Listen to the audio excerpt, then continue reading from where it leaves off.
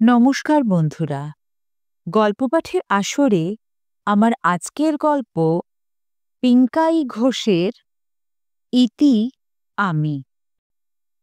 প্রিয় অনি, তোকে সবকটা সোশ্যাল সাইটে ব্লক করেছি। মানে এই নয় যে তুই আমার মনে আর কোথাও নেই। আমার সবটা জুড়েই তুই, শুধু আমার জীবনে আর তোর থাকাটা হলো না। অনি, কাল ভোরবেলা এই বাড়ি ছেড়ে আমি আর মা চলে যাচ্ছি। যাওয়ার আগে তোকে জীবনের প্রথম এবং সম্ভবত শেষ চিঠি লিখতে বসেছি। অনি, তুই জানিস মা ছাড়া আমার আর কেউ নেই। আমি যখন মায়ের পেটে তখন বাবা আমাদের ছেড়ে চলে গিয়েছিল, ঘর বেঁধেছিল অন্য কারোর সাথে, আর কখনোই ফিরে আসেনি। তাই অমিয় বসুকে আমি কখনোই বাবার আসন দিইনি। এসব কথা তুই জানিস। আমার সাথে এর ফার্স্ট ইয়ারে যখন তোর সম্পর্ক গড়ে উঠল, তখন সবই জানিয়েছিলাম তোকে। তুইও জানিয়েছিলি তোর মায়ের ডিভোর্স, অন্য একজনের সাথে ঘর বাঁধার সব খবর। সাথে এও বলেছিলি এখন নাকি তোরা সবটাই মানিয়ে নিয়েছিস। আমাকে কতবার তোর বাড়ি নিয়ে যেতে চেয়েছিস, আমি যাইনি। বলেছিলাম একেবারে নতুন বউ হয়ে যাব।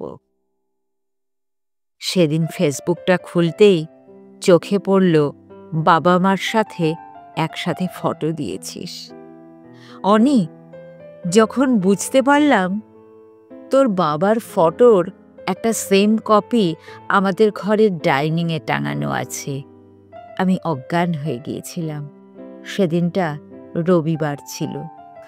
মা ছুটে এসেছিল আমার কাছে, তারপর বুঝতে পেরেছিল সব। মা বদলির দরখাস্ত তার পরদিন অফিসে দিয়ে এসেছিল। এরপর অনেকবার এসেছিস তুই আমার বাড়িতে, আমি কোনো দিন দেখা করিনি। সব কিছু থেকে সরিয়ে নিয়েছি নিজেকে, শুধু আমাদের কাটানো সুন্দর স্মৃতিকটাই আছে।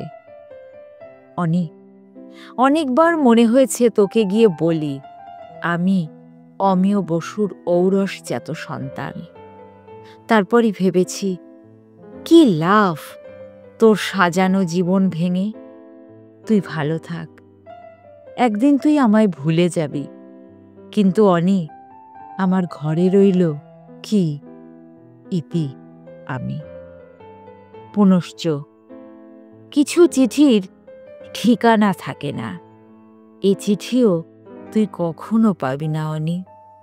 আমার চিঠির এই পাতা কখনো তোর কাছে পৌঁছবে না। তুই কোনো দিনও জানবি না কেন আমি তোর জীবন থেকে নিঃশব্দে চলে গেছি।